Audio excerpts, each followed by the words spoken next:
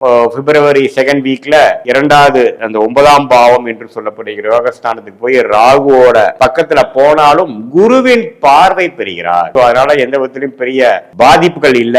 So பிப்ரவரி கடைசி 2 வாரத்துல சில அசௌரியங்கள் மிதுன ராசிக்காரர்களுக்கு நடந்திருந்தாலும் படிப்படியாக பிப்ரவரி மாதம் நல்ல ஒரு பலன்களை கூடிய அமைப்பு கடந்த 6 மாசமாவே தொழில் மேன்மை உத்தியோக மேன்மை பெறக்கூடிய அமைப்பு கொடுத்துட்டு இருக்கிறார் மிதுன ராசிக்காரர்களுக்கு. ஏன்னா மிதுனம் 10ஆம் இடத்துல சனி இருக்கிறது பாத்தீங்கன்னா என்னதான் சில பெற்றோர்கள் ரிலேட்டடான விஷயத்துல சங்கடங்களை கொடுத்தாலும் தொழில் வேலையில முன்னேற்றத்தை கொடுக்கக்கூடிய அமைப்புகள் கண்டிப்பாக உண்டு. அதனால இந்த வாய்ப்பை நீங்க யூஸ் பண்ணிக்கணும். தவறுகள் இல்லை. உடல் உபாதைகள் இருந்ததுன்னா பிப்ரவரி செகண்ட் வீக்ல இருந்து ஓரளவுக்கு படிப்படியா சரியாகி தூக்கம் இன்மை தூக்கம் கொஞ்சம் அப்பப்போ அப்செட் ஆகுது, உடம்பு கொஞ்சம் சரியில்லை, நம்ம கண்ட்ரோலுக்கு வர மாட்டேங்குதுங்கிற ஒரு பிப்ரவரி மாதம் பொங்கலுக்கு அப்புறம் வரக்கூடிய சில மாதிரியான சுமாரான பலாபலன்கள் நீங்கி நல்ல பலன்களை நோக்கி போகக்கூடிய அற்புதமான ஒரு மாதமாக பிப்ரவரி மாதம் இருக்குங்க. குருவின் பார்வையில ராசி அதிபதி போறார், சுக்கிரன் போகிறார், அதே சமயத்துல செவ்வாய், எல்லா கிரகமும் போகும்பொழுது ஓரளவுக்கு ஸ்மூத்தா போகக்கூடிய அமைப்புகள் கண்டிப்பாக உண்டு.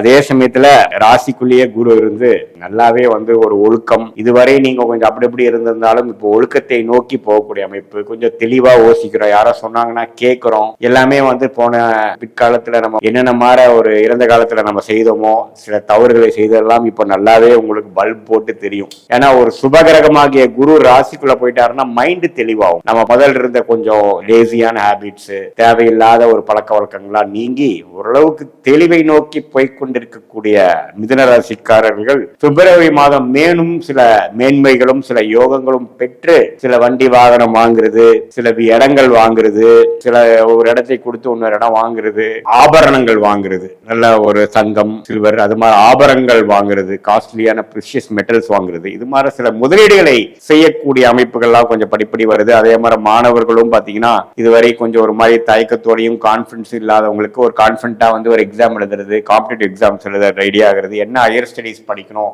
அப்படிங்கிற விஷயத்துல ஒரு நல்ல தெளிவு பெறுவது, அது மாதிரி நல்ல யோக பலன்கள்லாம் கொஞ்சம் இருக்குங்க.